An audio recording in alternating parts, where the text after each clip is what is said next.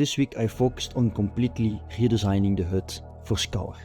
The old interface did its job, but visually it didn't fit the Biopunk world I was going for. SCØUR is a fast-paced Biopunk FPS where everything is made out of flesh instead of metal. I'm going for the ultra kill style combat and visuals mixed with the disturbing Biopunk world of Scorn. I started by finishing the objective and keep item panel. After that I built the background of the HUD using flesh, tendrils and organic shapes instead of traditional UI elements. The goal was to make the interface feel like it's actually part of the world instead of something simply placed on top of the screen. Once the main layout was finished, I textured everything and imported the complete HUD into Unity. One of my favorite redesigns is the health bar. Instead of using a regular bar, your health is represented by a living organ filled with blood. I even added a liquid shader with a wobble effect so the blood reacts naturally as a player moves. Once the visuals were finished, it was time to connect everything to the gameplay. The health organ now fills and empties based on the player's health. The weapon preview automatically changes whenever you switch weapons, and I also rebuilt the ammo counter.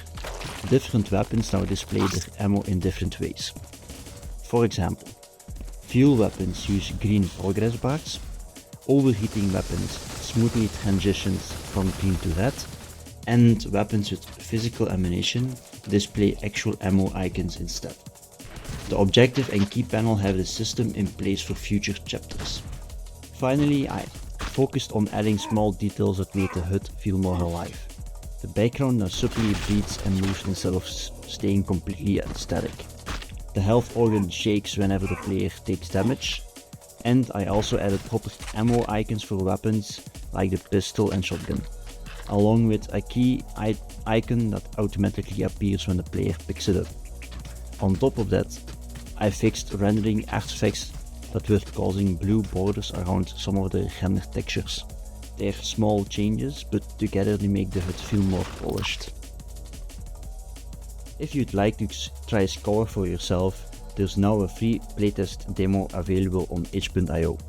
It includes the current movement, weapons, enemies, and lets you experience the core gameplay yourself.